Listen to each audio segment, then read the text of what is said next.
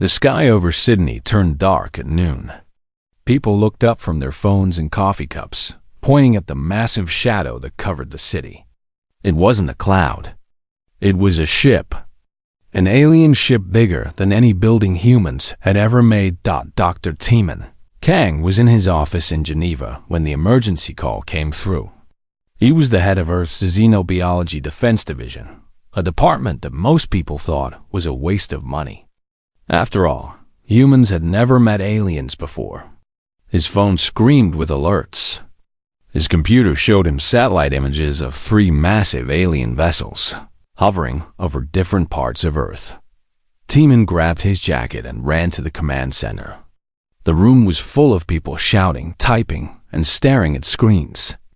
On the main display, he saw the alien ship over Australia. It was beautiful in a terrible way. Black metal that seemed to absorb light. No windows. No obvious weapons. Just floating there like a mountain in the sky. What do they want? Tiemann asked. Nobody had an answer yet. The aliens hadn't sent any message. They just arrived and stopped. Tiemann felt his stomach twist. This was the moment humanity had both feared and hoped for. Contact with alien life. But something felt wrong. Then the ships moved. Not away from Earth. Closer. They descended through the atmosphere, engines silent, until they were just a few hundred feet above the ground. 3 ships. One over the Australian outback. One over the Amazon rainforest. One over the Sahara Desert. All empty places where almost no people lived. The ships opened. Huge doors on the bottom of each vessel slid apart. Something fell out. 3 somethings. They dropped to the ground, and the ships immediately rose back into the sky, disappearing beyond the clouds in seconds. Tiemann watched the drone footage. The things that fell were moving. They were alive. And they were big. The camera zoomed in on one creature in the Australian desert. It stood on 4 legs, each ending in claws as long as swords. Its body was covered in dark armor that looked like insect shell but moved like muscle. The head was mostly mouth. Rows and rows of teeth. Eyes that glowed red in the afternoon sun. What is that thing? Someone whispered. Tiemann didn't answer. He was counting.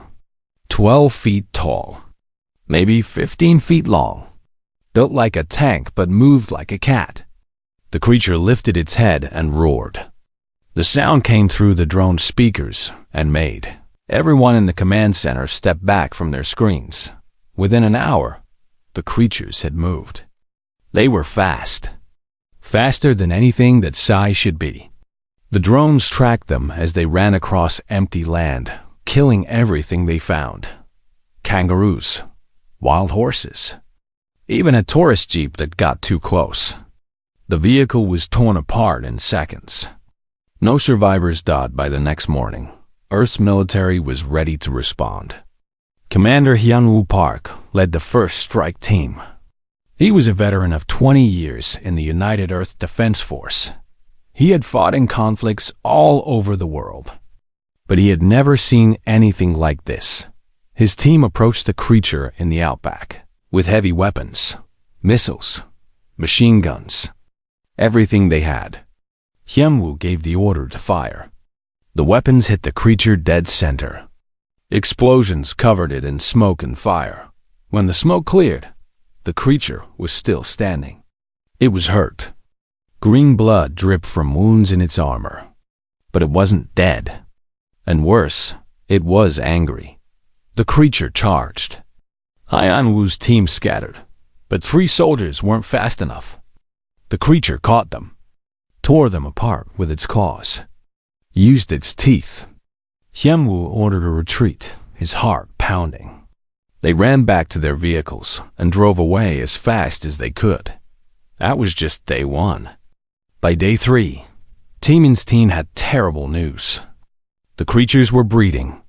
Each of the 3 original creatures had somehow produced young. 7 new creatures.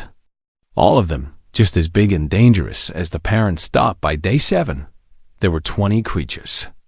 They spread across Australia, moving into populated areas. Towns were evacuated. Cities built walls. The creatures hunted anything that moved. They learned fast. When humans used rifles, the creatures learned to dodge. When humans used explosives, the creatures learned to smell them coming.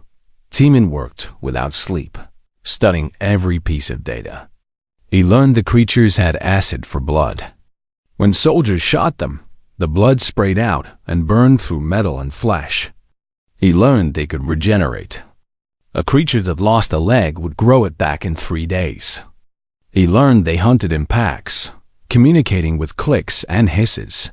The military threw everything at the creatures. Tank battalions, fighter jets, orbital strikes from satellites.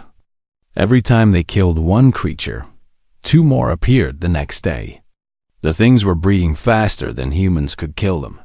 2 weeks after the aliens dropped the first creatures, the message came.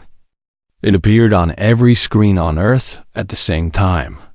Every television, every computer, every phone. The message was in perfect English and Chinese and Arabic and every other human language. The aliens called themselves the Volcari Dominion. They had conquered 47 star systems. They didn't use armies or bombs. They used creatures like the ones on Earth, bioengineered super predators called Ravix Prime.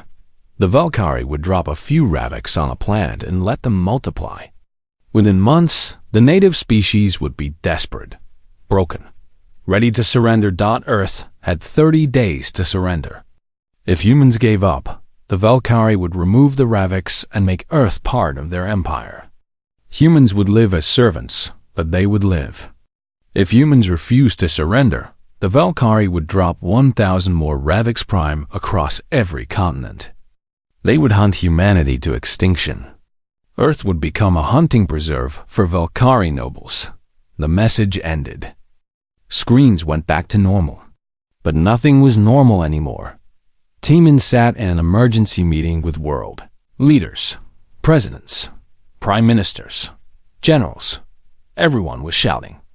Some wanted to surrender immediately. Some wanted to keep fighting. Some wanted to use nuclear weapons, even if it meant destroying half the planet. Dr. Narration, a geneticist from Seoul, proposed capturing a Ravix to study it. Find a weakness. Maybe create a weapon. Teeman agreed. It was their best chance. But as the meeting went on, he felt hope slipping away. The Revax population was already over 300. They were spreading into Asia now. Cities were falling. Millions of people were refugees, running from their homes. Commander Hyungu requested permission to use nuclear strikes on the largest Ravix packs. The permission was denied. The environmental damage would be catastrophic. Besides, early tests showed the Ravix were already adapting to radiation. The creatures were perfect, unstoppable. 21 days left until the Valkyrie. Deadline. Taemin looked at the map of Ravix locations. Red dots covered Australia and Southeast Asia. More appeared every hour. At this rate, the Ravix would reach every major city on Earth within a month, even without the Valkyrie dropping more. Humanity was losing. The greatest threat Earth had ever faced wasn't a war or a plague or a disaster. It was something that couldn't be reasoned with, couldn't be frightened, couldn't be stopped. A perfect predator designed to kill. Somewhere in orbit, the Valkyrie waited and watched. They had seen this same desperate fear on 47 other worlds. They knew how this would end. Humans would surrender. They always did. But the Valkyrie didn't know one important thing about humans. When humans were cornered, when all the normal solutions failed, when death was certain, they got creative. Dangerously creative. The war for Earth had just begun. The Ravix kept multiplying. Every day brought worse news. The creatures had spread from Australia into Indonesia. From there, they swam to mainland Asia. Yes, swam. The monsters could hold their breath for hours underwater. Nothing stopped them. General Sung-Jin Lee stood in front of the Korean Defense Ministry with a proposal nobody wanted to hear. Use nuclear weapons. Drop them on the largest Ravix packs before they reached major cities. It was the only way to kill enough of them fast enough. Taemin was in the meeting when Sung-Jin made his case. The general showed satellite images of Ravix moving through the jungle. Hundreds of them now. Maybe thousands. They were like a plague spreading across the map. We have the weapons, Sung-Jin said. We have the capability. We just need permission. And what about the radiation? Someone asked. What about the millions of people in those areas? We evacuate them first, Sung-Jin replied. Some will die, but if we do nothing, everyone will die. The room fell silent. Taemin felt sick. They were talking about using nuclear weapons on their own planet. But what choice did they have? The decision came the next day. Permission granted for limited nuclear strikes. 3 locations. Deep jungle areas where Ravix packs were thickest. The evacuation began immediately. Millions of people fled their homes with whatever they could carry. The missiles launched at dawn. Taemin watched from the command center as 3 nuclear explosions lit up the satellite screens. The blasts were perfect. Direct hits on the largest Ravix concentrations. For 6 hours, everyone waited.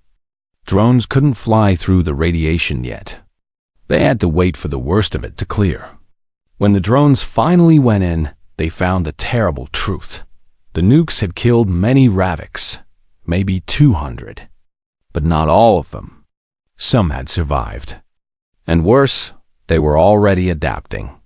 The surviving Ravix showed higher resistance to radiation. Their bodies were changing, learning. They're evolving, Nari said, staring at the data. Faster than should be possible. Whatever the Valkyrie did to create these things, they made them able to adapt to anything.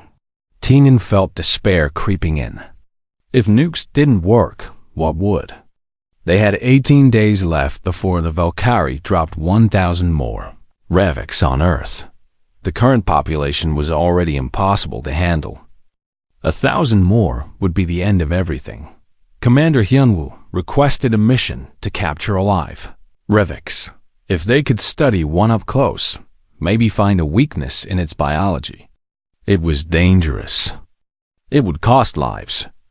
But they had no other options. The mission launched in Bisan, South Korea. A young Ravix had been spotted near the coast. Smaller than the adults. Maybe only 8 feet tall. The team used tranquilizer darts with enough sedative to knock out an elephant 10 times over. It took 47 darts before the Ravix slowed down. Even drugged, it fought. It killed 18 soldiers before they finally got it into a reinforced containment unit. The thing's acid blood ate through 2 transport vehicles before they got it to the laboratory. Taemin's team worked on the captured Ravix for 3 days straight. They learned incredible things. The creature's muscles were 3 times denser than Earth animals. Its bones were like steel. Its nervous system could reroute around damage, which explained the regeneration. The acid blood was a defense mechanism. Even if you killed a Ravix, its blood could kill you too. But Taemin found something important. The Ravix had no natural predators in their evolutionary history. The Valkyrie had engineered them from creatures that never knew fear. They had never learned to be afraid of anything. That's their weakness, Taemin said. They don't know how to retreat. They don't know when to be cautious. They just attack everything. How does that help us? Nari asked. We need something that can kill them, not understand their psychology. Taemin didn't have an answer. Not yet. Meanwhile, a woman named Yuna Choi was working at a wildlife preserve outside Seoul. She was an animal behaviorist. She studied how animals thought and acted. She had been following the Ravix situation like everyone else on Earth. She had an idea. A crazy idea. But the world was ending anyway, so crazy might be worth a try. Yuna sent her proposal to the Defense Council. She expected them to ignore her. She was a civilian. She worked with animals, not weapons. But times were desperate. 3 days later, she got a call. Commander Hyunwoo wanted to meet her. They met in a secure facility in Seoul. Hyunwoo looked tired. He had been fighting the Raviks for weeks now, losing soldiers every day. He sat down across from Yuna and said, "You have 5 minutes. Convince me." Yuna opened her laptop. She showed him videos. A small animal attacking a lion. The same animal raiding a beehive while thousands of bees stung it. The animal didn't care. It just kept eating honey while bees covered its body. Another video showed the animal hunting a cobra. The snake bit it repeatedly. The animal killed the snake and ate it. "What is that?" Hyunwoo asked. "A honey badger," Yuna said. "The most fearless animal on Earth. They don't feel pain the way other animals do. They're immune to most venoms. They fight animals 10 times their size. And they never ever give up." Hyunwoo leaned back. "You want to use honey badgers against the Raviks?" "Not regular honey badgers," Yuna said quickly. "We do to them what the Valkyrie did to the Raviks. Bioengineering. Genetic modification. We make them bigger, stronger, faster. But we keep their fearlessness. We keep their aggression." "That's insane," Hyunwoo said. "Yes," Yuna agreed. "But we're out of sane options." Hyunwoo stared at the video of a honey badger fighting off 4 lions at once. The little animal was vicious, relentless. It didn't know how to quit. He thought about the Raviks. The aliens had used biology as a weapon. Maybe Earth could do the same. "I'll bring this to the Defense Council," Hyunwoo said. No promises. The Defense Council meeting was brutal. Generals laughed at Yuna's proposal. Use animals against alien super predators? Ridiculous. Impossible. A waste of time and resources. But then Teeman spoke up. The Raviks have never faced a natural predator. They don't know how to deal with something that fights back as aggressively as they attack. This might actually work. Nari agreed. We have the genetic technology. CRISPR modifications. Accelerated growth hormones. We could do this in less than 2 weeks. General Singjin was skeptical. And if it fails? We've wasted our last chance. If we do nothing, we've already lost, Hyunwoo said. We have 12 days until the Valkyrie deadline. Let them try. The vote was close. But desperation won. Project Radel was approved. The name came from the honey badger's scientific name. They had 12 days to create a weapon that could save the world. Yuna and Teeman shook hands. They were now co-leaders of humanity's last hope. A hope that weighed about 30 pounds and was known for being too stubborn to die. As they left the meeting, Nari pulled them aside. You understand what you're proposing? We're creating another super predator. If this works, we'll have 2 invasive species trying to kill everything on Earth. I know, Yuna said. But at least the honey badgers are from Earth. They're ours. And if we survive this, we can deal with them later. Teeman looked at the countdown timer on his phone. 12 days. 288 hours. To save the world with an angry honey badger. The project began immediately. The secret facility was built in the DMZ between North and South Korea. The demilitarized zone had been empty for decades. No people, lots of wildlife. Perfect for a project that needed to stay hidden. Yuna watched as trucks brought in 50 honey badgers from wildlife preserves around the world. The animals were angry from the journey. They hissed and clawed at their cages. One escaped during unloading and bit 3 handlers before they got it contained again. These were normal honey badgers, not even modified yet. Already they were dangerous. Teeman set up the genetics laboratory. His team worked in shifts 24 hours a day. They had 12 days. No time for sleep. No time for mistakes. The genetic modification process was complex. They used CRISPR technology to edit the honey badger DNA. First, they increased the growth genes. A normal honey badger weighed about 30 pounds. They wanted 150 pounds. Still small compared to the ravics, but much deadlier. Next, they enhanced the muscle density. Honey badgers were already strong for their size. The modifications made them 3 times stronger. They tested this on the first modified specimen. The badger ripped through a steel cage like it was paper. Dr. Minji Beek handled the psychological aspects. She was an animal psychologist brought in to study the badger's behavior. She quickly learned that honey badgers were nearly impossible to control. They had no fear response, no submission instinct. They attacked everything. "We can't train them like dogs," Minji reported.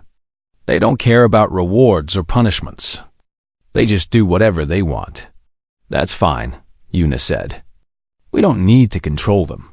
We just need to point them in the right direction." Minji developed a pheromone system, chemical signals that could attract or repel the badgers. It wasn't perfect. The badgers still did mostly what they wanted, but it gave humans a small amount of influence. The third modification was the healing factor. Taemin's team studied the ravik's regeneration and copied parts of it into the badger DNA. The modified badgers could heal from injuries that would kill normal animals. They tested this carefully, ethically. Even in desperate times, Taemin refused to torture animals. But the results were clear. The badgers could lose chunks of flesh and regrow it within days. Captain Jinwoo Nam arrived to oversee military applications. He was a special forces officer with experience in biological warfare defense. He watched the modified badgers through reinforced glass and shook his head. "These things are going to be as much a danger to us as to the raviks," he said. "Probably," Yuna admitted. "But we'll survive them." "We won't survive the raviks." The fourth modification was the most important: immunity to acid. Taemin's team analyzed the ravik's blood and created antibodies. They engineered the badger's skin and internal organs to resist acid completely. When they tested this, they put a drop of ravik's blood on a modified badger's skin. The badger didn't even notice. Then came the discovery that changed everything. Researcher Daeyoung Ko was studying pheromone responses. He exposed a modified badger to a sample of ravik's scent. The badger went crazy.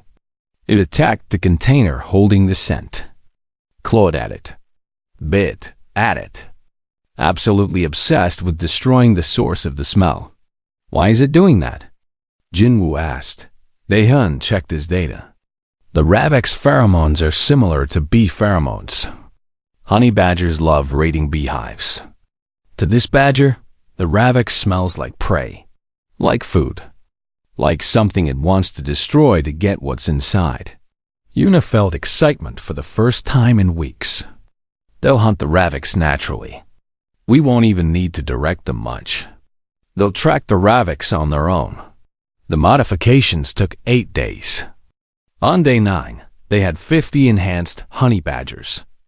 Each one weighed between 150 and 200 pounds. Each one was stronger than a tiger. Each one could heal from almost any wound. Each one was completely immune to ravik's acid blood. And each one was absolutely fearless. The problem was containment. The badgers destroyed every cage they put them in. They attacked handlers. They attacked each other. Minji's pheromone system helped but wasn't perfect. 3 lab technicians ended up in the hospital with serious injuries. "We can't keep these things contained," Jinwoo said. "Once we release them, we can't get them back." "That's the point," Taemin said. "We're not making pets. We're making weapons." On day 10, with only 2 days left before the Valkyrie deadline, they decided to do a field test. Just one enhanced badger. Release it near a known Ravix location and see what happened. They chose a site in the Australian outback. A small Ravix pack had established territory there. 3 adult Ravix. The area was evacuated. Drones would record everything. Hai and Wu commanded the operation from the mobile base. Taemin, Yuna, Minji, and Jinwoo watched the screens nervously. The transport helicopter approached the release point. The enhanced Badger was in a reinforced cage. It was a male. They had named him Radel 1. The helicopter hovered. The cage was lowered to the ground. Remote release opened the door. Radel 1 stepped out into the red dust of the outback. For a moment, nothing happened. The Badger sniffed the air. His head turned toward the east. He had caught the Ravix scent. Radel 1 started running. Not walking. Running. Straight toward the Ravix location. 3 miles away. The drones followed him from above. How fast is he moving? Hyunwoo asked. 40 miles per hour, a technician said. In this heat. Over rough ground. The Ravix pack was visible on thermal imaging. 3 large heat signatures. They were resting near some rocks. They hadn't detected the Badger yet. Radel 1 didn't slow down. He didn't approach carefully. He just charged straight at the nearest Ravix. The Ravix looked up. It saw a creature much smaller than itself running toward it. The Ravix stood. It roared. A sound meant to frighten prey into freezing or running away. Radel 1 didn't care. He hit the Ravix at full speed. Jumped. Went for the throat. The fight was brutal. The Ravix was bigger. Stronger. It had claws and teeth designed to kill. It slashed at the Badger. Radel 1's blood sprayed. Green Ravix blood mixed with red Badger blood. But Radel 1 didn't stop. He bit, clawed, tore at the Ravix with insane aggression. The Ravix tried to shake him off. Couldn't. Tried to crush him. The Badger held on. Bit deeper. The other 2 Ravix joined the fight. 3 against 1 now. They attacked from different angles. Their claws ripped into Radel 1. Chunks of flesh came off. The Badger was being torn apart. He's going to die, Minji whispered. But Radel 1 didn't stop fighting. Even as he was dying, he kept biting. Kept clawing. Pure rage and aggression. He tore open one Ravix's throat. The creature fell, green blood pouring out. The remaining 2 Ravix backed away. Actually backed away. These were creatures that had never retreated from anything in their lives. But something about this small, relentless attacker disturbed them. They had heard it. It should be dead. But it kept coming. Radel 1 killed a second Ravix, bit through its spine. But his own injuries were too severe.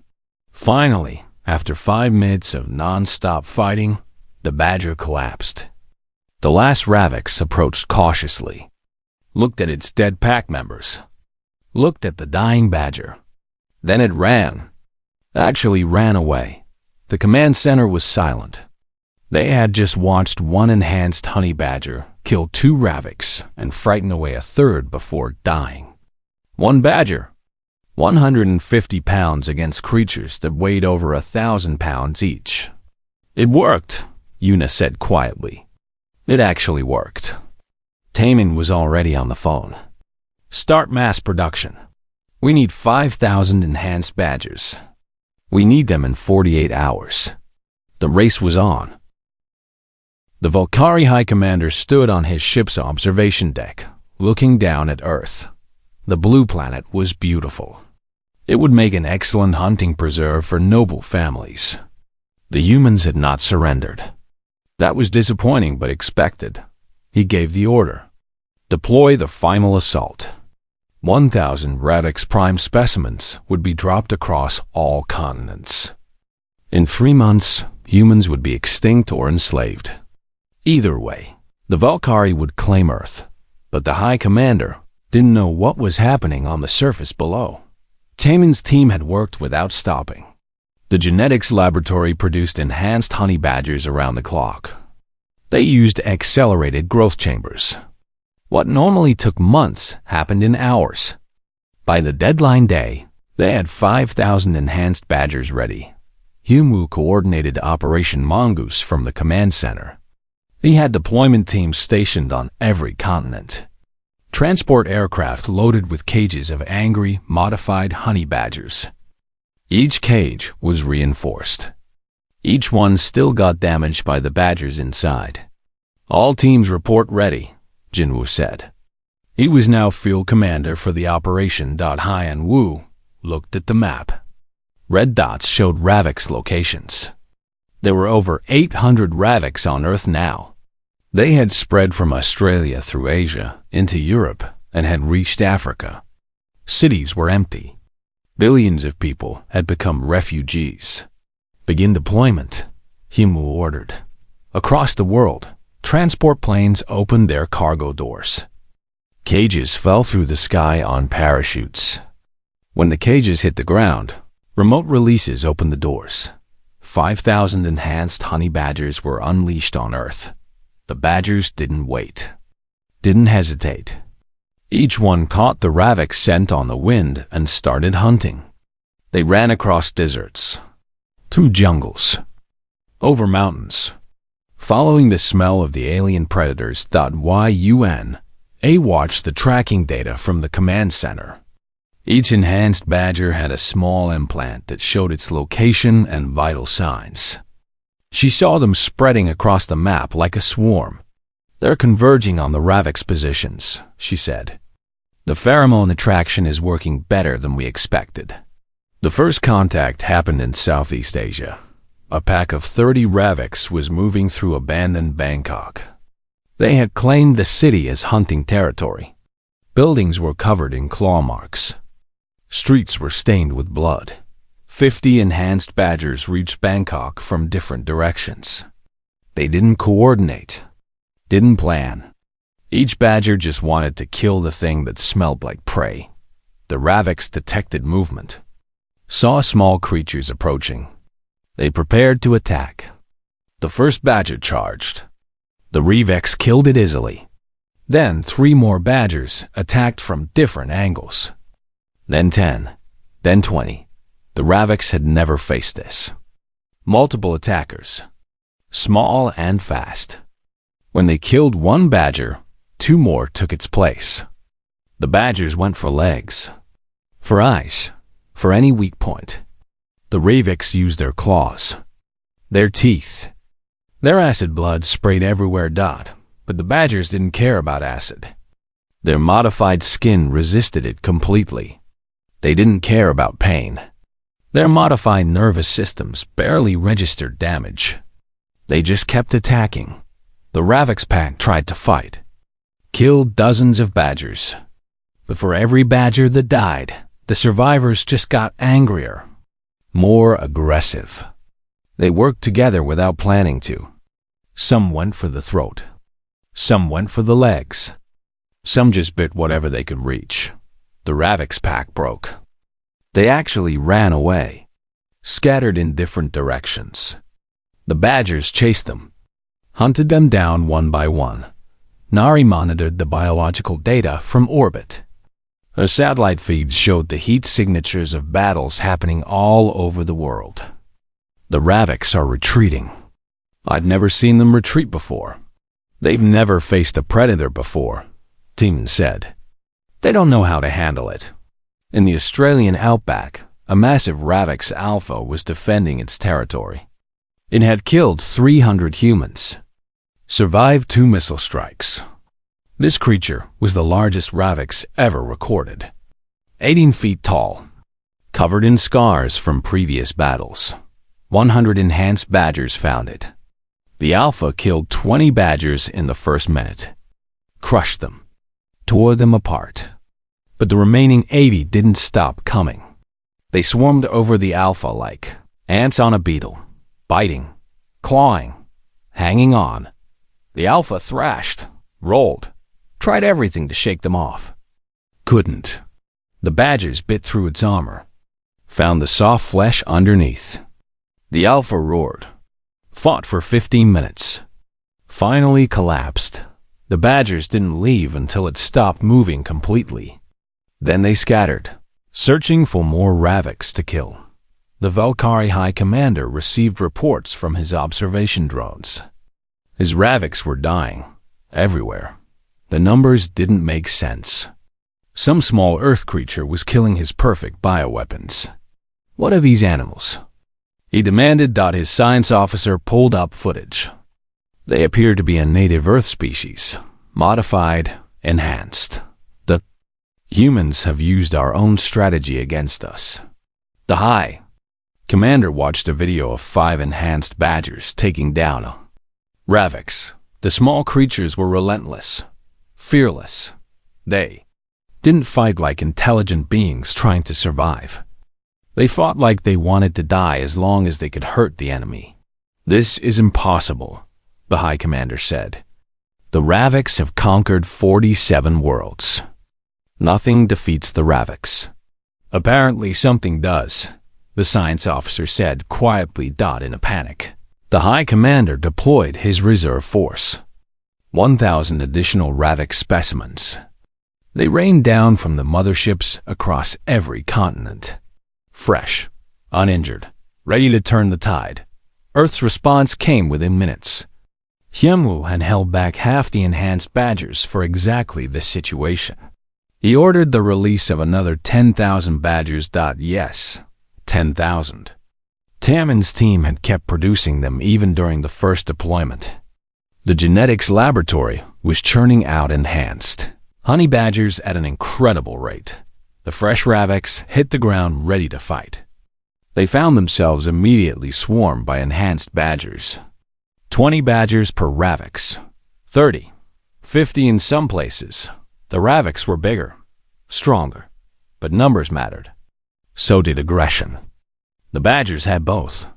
A Ravix would kill 3 badgers. 4, 5, but 10 more would be biting its legs. More hanging from its back. More going for its throat. The acid blood sprayed everywhere. The badgers didn't care. They were immune. They kept coming. Within 48 hours, the Ravix population started declining. Really declining. The tracking data showed it clearly. 800 Ravix became 600. Then 400. Then 200. The badgers hunted them across continents. Followed them into caves. Into water. Into abandoned buildings.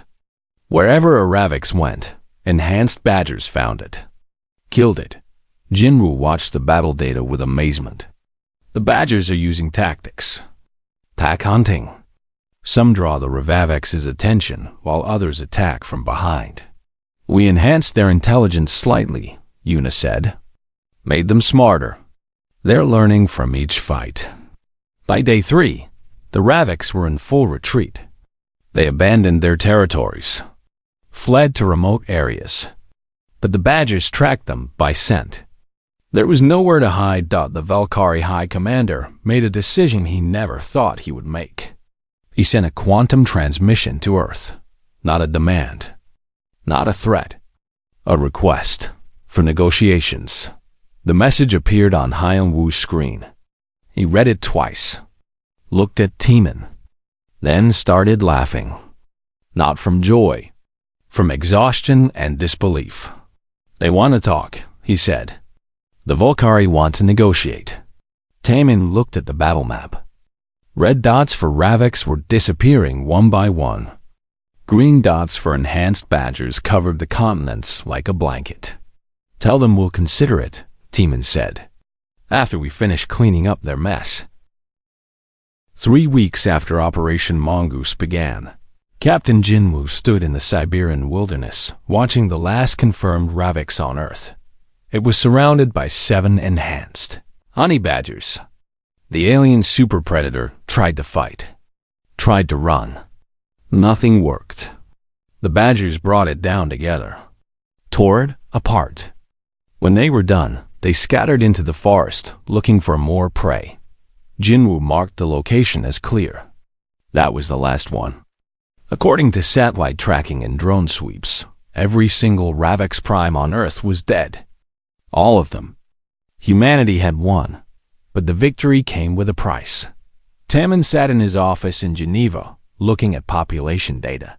15,000 enhanced honey badgers were now spread across every continent. They were breeding, fast, and they were hungry. We created a new problem, Nari said, sitting across from him. These badgers are eating everything: livestock, wild animals. They've destroyed entire ecosystems in some areas. Better than being extinct, Tammin said. But he knew she was right. The enhanced badgers were an invasive species. Dangerous to humans, too. There had been 43 attacks on people. Most victims survived, but only because the badgers were usually more interested in hunting other animals. Minji had been working on a solution. She came to the command center with a proposal. We can't remove them completely. They're too widespread, too good at surviving. But we can manage them. She showed them her plan. Pheromone suppressants that would reduce their breeding rate. Relocation programs to move badgers to controlled reserves. Chemical markers that would teach them to avoid human settlements. It won't be perfect, Minji admitted. Some badgers will always ignore the markers. They're too stubborn. But we can reduce the conflicts. Yuna had a different idea. What if we don't fight them? What if we use them? Everyone looked at her. Use them for what? Hyunwoo asked. Planetary defense, Yuna said. The Valkyrie used biological warfare. We beat them with biology. What if other aliens try the same thing? We have 15,000 enhanced badgers that hunt super predators naturally. That's a defense force that lives and breeds on its own. The idea was controversial, but the Security Council approved it.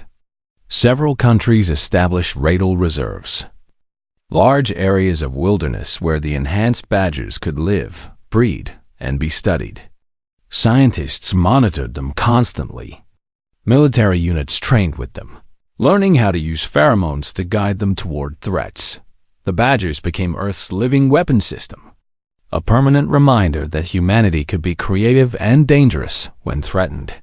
Meanwhile, the Valkyrie delegation was preparing to arrive.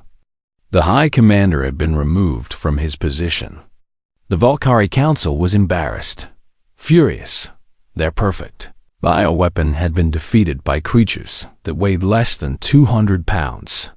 The delegation ship approached Earth orbit. It was smaller than the invasion fleet, unarmed, flying a diplomatic banner. The United Nations prepared to receive them at headquarters in New York. Hyunwoo was promoted to general for his role in Operation Mongoose. He would lead the human delegation. Tammin would be there as chief scientific advisor. Yuna was invited too, the woman who had the crazy idea that saved the world. The day before the meeting, workers installed something special in the UN Assembly Hall, a large transparent enclosure. Inside was a single enhanced honey badger, a female they called Radel 7. She was one of the original 50 specimens. A veteran of 3 battles against Ravex packs, Radel 7 paced in her enclosure, sniffed the air, made low growling sounds. The enclosure was reinforced with steel and plastic, completely safe. But everyone who walked past it felt nervous. The badger looked at them with eyes that showed no fear, only curiosity about whether they were food. The Valkyrie arrived in the morning. 3 delegates. They looked vaguely reptilian, tall, covered in scales, multiple arms. Their faces were hard to read, but their body language showed discomfort. The head delegate was named Thorel. He spoke through a translation device. We come to negotiate peace, to apologize for our attempted conquest, to discuss trade and cooperation. General Hyunwoo stood across the table from them. You killed over 2 million humans. You destroyed our cities. You turned our world into a war zone. Why should we negotiate with you? Thorel looked down. Because we were wrong. The Valkyrie have conquered 47 worlds with our Ravix strategy. We believed ourselves superior, unstoppable. Your species proved us wrong. With honey badgers, Teeman said. You were beaten by Earth animals. Yes, Taral admitted. It is humiliating, but also educational. We underestimated your creativity, your willingness to try unconventional solutions, your ability to adapt your own biology as a weapon. The negotiations lasted 3 days. The Valkyrie agreed to pay reparations, technology transfers, medical supplies to help heal the injured. They would help rebuild destroyed cities.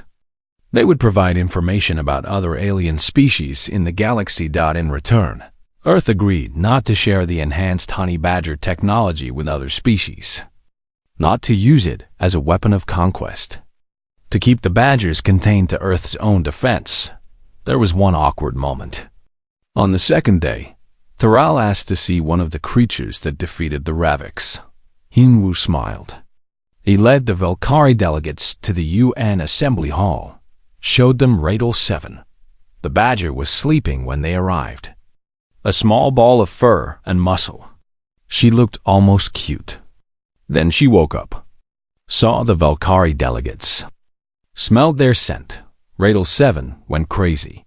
She threw herself at the enclosure wall, bit at the reinforced plastic, clawed at it. Her eyes were locked on the Valkyrie. To her, they smelled like prey, like something to destroy. Does it always do this? Thurl asked nervously. Only around threats, Yuna said. She was in the first wave. Killed 4 Ravix before we relocated her here. She remembers what alien super predators smell like. The Valkyrie delegates stepped back from the enclosure.